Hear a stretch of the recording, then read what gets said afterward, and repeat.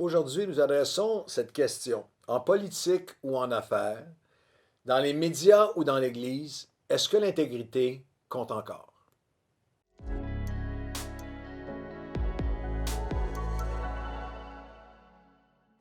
Bonjour à tous et bienvenue à votre café matinal en cette journée consacrée au jeûne et à la prière. C'est une journée toutes les semaines qui est tellement bénissante. Vraiment, c'est une journée bénie où, avec vous, je commence la journée, mais après, dans le cours de la journée, des temps de prière avec les pasteurs, des temps de prière avec l'équipe Nouvelle Vie, des temps de prière avec des pasteurs de partout à travers la francophonie, avec le mouvement de l'Association chrétienne pour la francophonie, et également des temps de prière personnels, des temps mis à part. Les espaces de repas sont consacrés, le temps est consacré à chercher Dieu. Et à cet égard, je veux vous inviter ce dimanche 22 novembre à 16 heures l'après-midi, à 4 heures l'après-midi au Québec, 16 heures l'après-midi, heure du Canada, nous allons avoir une réunion de prière live en ligne directement avec vous. Alors, je vais être là, l'équipe de louanges, l'équipe pastorale. Vous allez pouvoir envoyer vos requêtes de prière qui vont apparaître à l'écran. On va prier pour les requêtes que vous allez envoyer. Il va y avoir toute une équipe pastorale qui va être aussi là, derrière la scène, pour recevoir vos requêtes, pour les mettre en ligne. Alors, ça va être un moment de louange live, bien sûr, avec un message et avec une intercession ensemble, une grande réunion de prière en ligne ensemble. Alors, ne manquez pas d'être là. Ça ne sera pas une longue réunion, peut-être 1 heure 15 ensemble, un moment intense dans la présence de Dieu en live ensemble ce dimanche 22 pour la réunion de prière de l'Église Nouvelle Vie. Nous continuons aujourd'hui avec Transformer, notre série d'automne transformée. Et dans les prochains, à partir des prochains, suivez bien dans les prochains cafés matinaux, on va adresser ensemble, continuer avec, j'ai apporté un message récemment sur guérir de la colère. Et d'une certaine façon, on est encore dans cette première partie qui est guérir de la colère face aux autorités, face à le chrétien, face au monde politique, au monde séculier. Mais nous allons poursuivre dans les prochains cafés matinaux avec guérir de la colère envers les autres, envers soi-même et même la colère contre Dieu. Alors suivez-nous sur les cafés matinaux. Aujourd'hui, nous continuons avec le rôle, la place du chrétien et de l'Église chrétienne face à la politique. Je veux réitérer, faire bien attention de réitérer à tous les croyants, mon appui, mon respect pour ceux qui militent dans les milieux politiques, ceux qui sont militants, ceux qui s'impliquent, on a beaucoup de chrétiens, plusieurs chrétiens de notre Église qui ont été candidats dans des différents partis politiques, plusieurs qui ont été élus. Il y a plusieurs députés qui ont été membres de Nouvelle Vie au fil des années. C'est quelque chose qui est noble, qui est important de voter.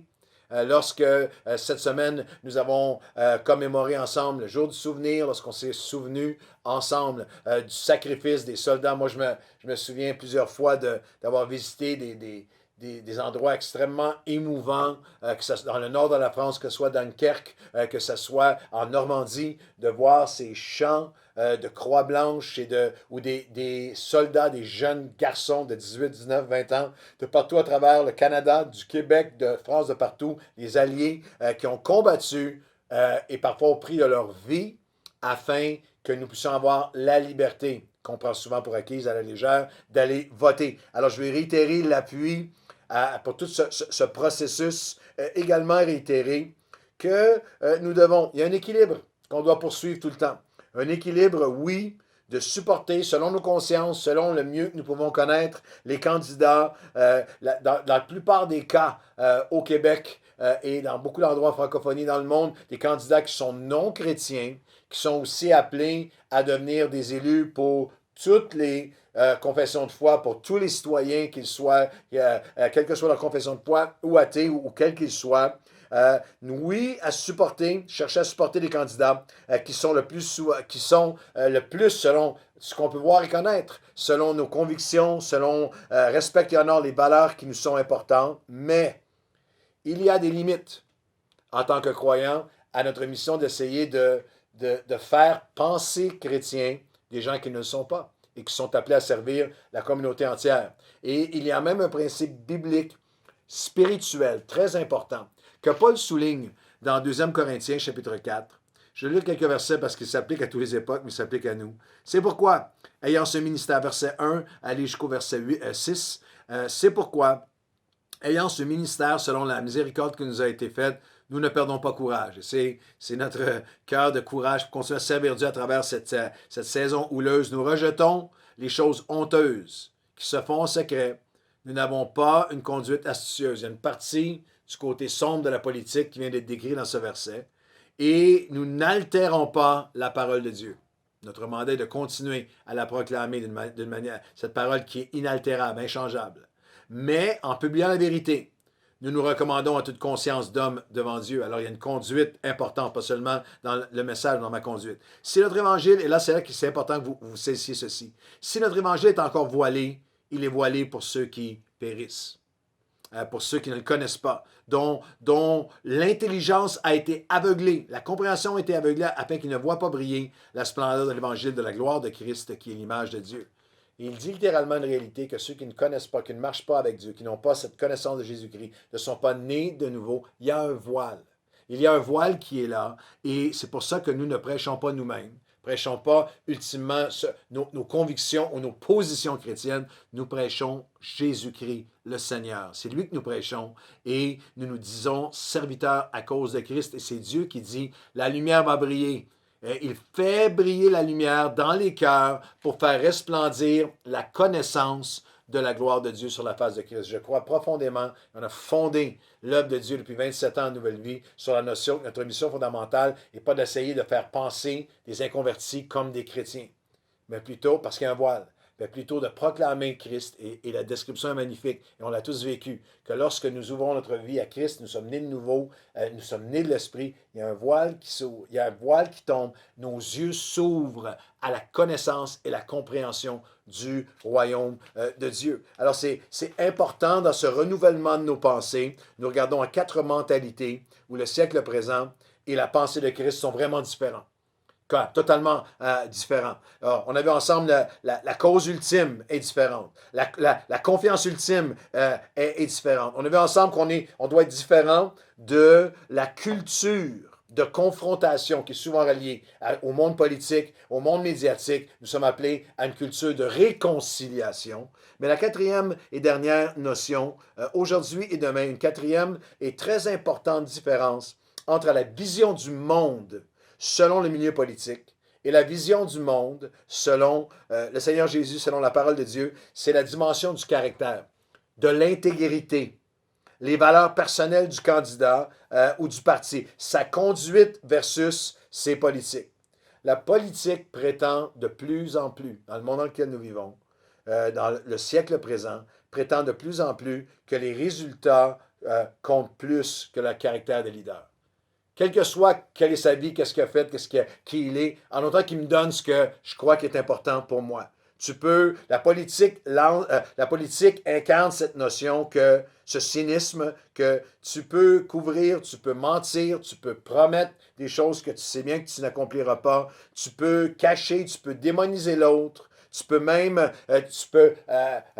remplir, tu peux le couvrir d'accusations qu'au fond, tu sais, ne sont même pas vraies. Tu vas essayer d'entraîner le plus de gens possible dans le sillon de la démonisation de l'autre, même si tu sais que c'est pas vrai. L'important, c'est de gagner. L'important, la fin justifie les moyens. Il y a plein de chrétiens en ce moment qui votent de toutes sortes de façons en disant c'est peu important la conduite, peu important la moralité, c'est peu important l'intégrité, c'est la fin justifie les moyens. L'important, c'est la victoire. La Bible enseigne que c'est faux, que c'est mensonger, et la Bible est diamétralement opposée à cette notion. Bibliquement, en leadership, être est plus important que faire. Qui je suis compte plus que ce que je dis. Qui je suis dans le lieu secret, hors caméra, hors scène, est plus important que ce que je prétends dans les discours sur l'estrade. En langage Nouvelle Vie, dans notre ethos ici, dans notre éthique, dans notre culture de leadership à Nouvelle Vie, le parcours est plus important que la destination. En d'autres mots, comment tu y arrives est plus important que à quoi tu vas arriver. La destination est une chose, mais est-ce que tu es arrivé dans la vérité, dans l'authenticité? Est-ce que tu es arrivé dans l'intégrité? Est-ce que tu es rendu dans le respect? Comment tu as traité les gens? Comment tu as traité la vérité? Comment tu t'es comporté? La notion, littéralement, d'intégrité, c'est une des grandes, grandes différences. Le caractère, l'intégrité, les motifs, la conduite. Jésus enseigne que tu connais un arbre à ses fruits, pas à ce qu'il prétend être, mais aux fruits.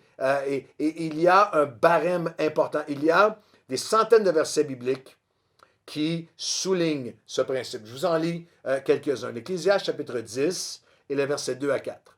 Le cœur des personnes sages les conduira dans le chemin qui est droit. Et le cœur de l'insensé le dirige vers la folie. Il y a une motivation intérieure, il y a des valeurs, il y a une intégrité, une droiture intérieure qui va conduire ses actions. Et là, il y a un avertissement qui est assez pertinent, encore en 2020, écrit dans le livre de la sagesse des millénaires passés. Le cœur des personnes sages les conduira dans le chemin qui est droit, le cœur de l'insensé le dirige vers la folie. Mais même si l'esprit de celui qui domine s'élève contre toi, ne quitte pas ta place. Car le calme prévient de grands péchés. Je vais continuer là-dessus demain, mais je crois que c'est un des grands avertissements pour le chrétien moderne. Même si l'esprit de celui qui domine s'élève contre toi, contre tes positions, contre l'esprit de calme, de respect. Il y a en ce moment tout un christianisme qui s'est littéralement complètement conformé au siècle présent. Conformé à ce siècle d'accusation, conformé à c'est pas grave l'intégrité du leader s'il en a ou non, c'est pas grave ce qu'il a dit, c'est pas fait. C'est pas grave si dans le fond il ment, puis on sait qu'il ment. Non, l'important c'est la cause. L'important c'est les enjeux. L'important c'est qu'on gagne. J'aimerais dire aujourd'hui que le cœur des personnes sages les conduira. Le mot cœur qui est ici ne parle pas de la pompe qui fait pomper le sang dans nos veines. En hébreu, leb, labé, labad, la volonté, les motifs intérieurs, l'intellect, les sentiments et les valeurs intérieures profondes comptent. Non seulement pour les politiciens, mais dans la dernière minute, pour toi et pour moi. Parce que nous sommes des leaders.